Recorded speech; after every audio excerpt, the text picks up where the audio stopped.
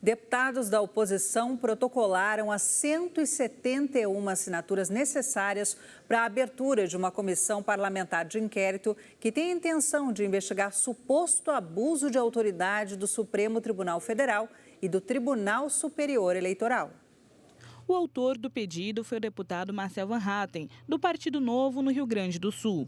Ele afirmou que a morte de Clériston Pereira da Cunha, em razão de um mal súbito, durante um banho de sol no complexo penitenciário da Papuda, preso por participar dos atos de vandalismo na Praça dos Três Poderes, em Brasília, motivou os parlamentares a darem voto favorável à abertura da CPI. Van Hatten ressaltou que, infelizmente, tem sido comum vermos ministros do TSE e do STF extrapolando suas competências e tomando para si decisões que são do Legislativo e do Executivo. Esse abuso de autoridade precisa de um basta. As 171 assinaturas necessárias para que este momento fosse possível e o protocolo da CPI do abuso de autoridade do STF e do TSE fosse feito. Para que possamos fazer o trabalho de investigação de todos os abusos de autoridade do STF e do TSE e fazer com que o reequilíbrio entre os poderes aconteça em defesa da democracia, do Estado de Direito e das nossas liberdades. De acordo com o líder da oposição, Carlos Jordi, do PL do Rio de Janeiro, o grupo demorou meses para conseguir atingir o número mínimo de assinaturas, porque muitos parlamentares temem represálias de ministros do Supremo. A razão por ser difícil colher as assinaturas é a razão pela qual nós devemos instalar essa CPI. Porque os deputados estão com medo. Eles estão com medo diante dos abusos de autoridade, das perseguições, das ilegalidades, arbitrariedades que vêm sendo perpetradas por aqueles que deveriam zelar pela nossa Constituição. A proposta de CPI ainda precisa passar pelo presidente da Câmara, Arthur Lira, que avaliará se há justa causa e fato determinado para iniciar com as investigações. Lira também está analisando outras propostas que acirram a tensão entre legislativo e judiciário, a PEC que limita decisões individuais no STF. E durante visita ao Senado, Flávio Dino disse que ministro do Supremo Tribunal Federal não tem lado e nem ideologia política.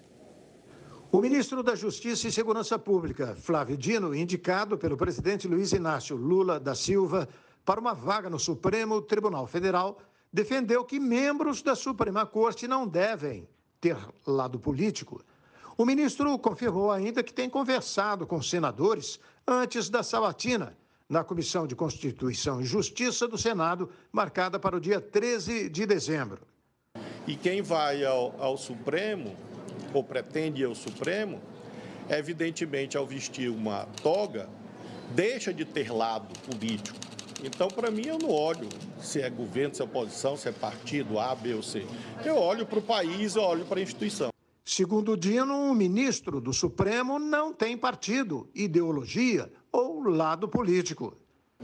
Então, no momento que o presidente da República faz a indicação, é evidentemente que eu mudo a roupa que eu visto.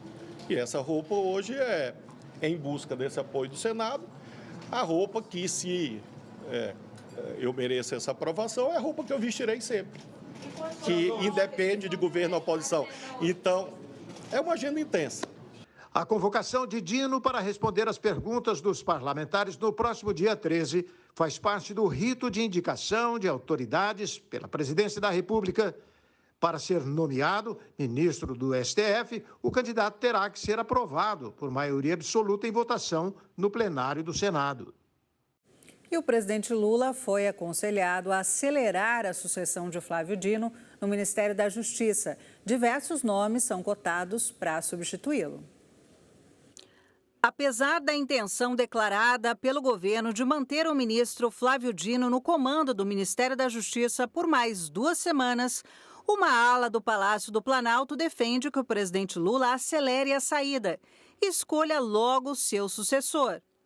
O presidente quer que ele continue à frente da pasta até pelo menos a sabatina na Comissão de Constituição e Justiça do Senado, marcada para o dia 13 de dezembro.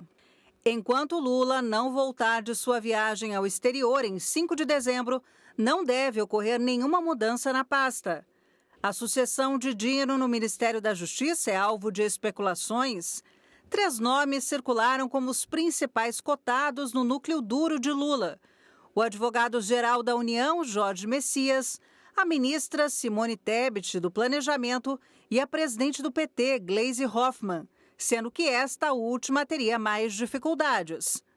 Correm por fora o ministro aposentado do STF, Ricardo Lewandowski, o advogado do Grupo Prerrogativas e amigo pessoal de Lula, Marco Aurélio de Carvalho, e também o atual secretário nacional do Consumidor, Vadi Damus.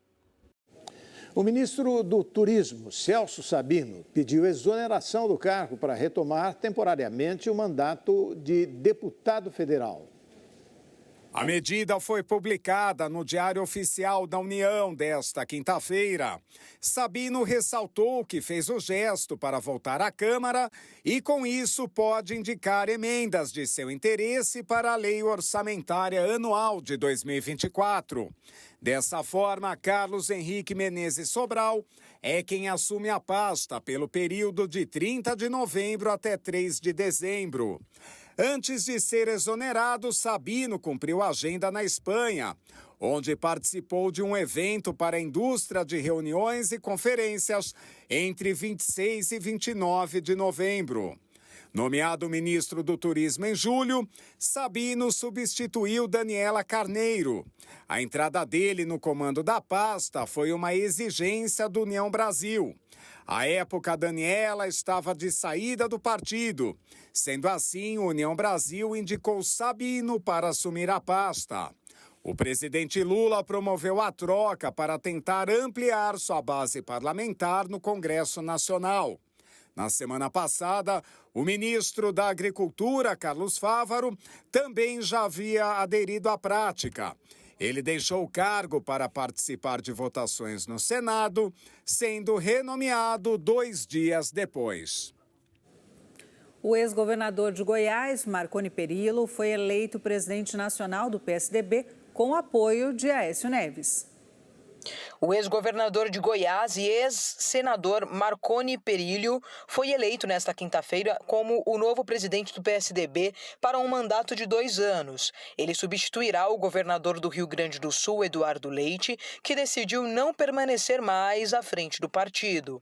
A decisão foi tomada pela nova executiva eleita por votação de delegados e parlamentares da sigla durante convenção partidária e em meio a uma divisão no Tucano. A eleição de Perillo foi fruto de uma costura da ala da legenda que chegou a enfrentar uma disputa com o ex-senador José Anibal. Anibal anunciou que disputaria contra Perillo, mas de última hora retirou a candidatura e o ex-governador acabou eleito por aclamação. O processo de troca do comando do partido teve forte influência do deputado Aécio Neves. A indicação de Perillo para comandar o PSDB foi uma indicação do parlamentar. A nova executiva, inclusive, terá a participação de Aécio e a maioria dos membros ligados a ele. Policiais federais cumpriram, nesta quinta-feira, 3 mandados de prisão preventiva em Santa Catarina e Minas Gerais, contra suspeitos de participar ou estimular os atos antidemocráticos do dia 8 de janeiro. Esta é a 22ª fase da Operação Lesa Pátria, iniciada logo após a invasão dos vândalos que depredaram a sede dos 3 poderes da República em Brasília no início do ano. Segundo a PF, a operação desta quinta também inclui 25 mandados de busca e apreensão. Todas as medidas foram determinadas pelo Supremo Tribunal Federal. Há também ordens de bloqueio de bens dos investigados para restituir os prejuízos causados ao patrimônio público, estimados em mais de 40 milhões de reais. Até a última atualização deste texto, a PF ainda não tinha divulgado detalhes sobre a identidade dos alvos dos mandados. O inquérito da Lesa Pátria na PF foi aberto para identificar pessoas que financiaram e fomentaram os fatos ocorridos em 8/1, em Brasília, quando a sede dos 3 poderes foram invadidas e vandalizadas.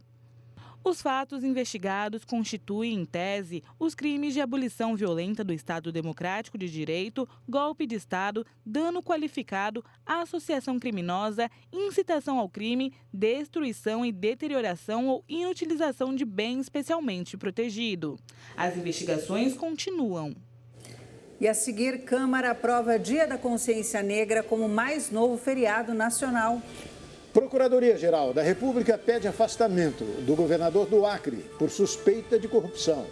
O Brasil News vai para um rápido intervalo. Nós voltamos já já. Fique com a gente.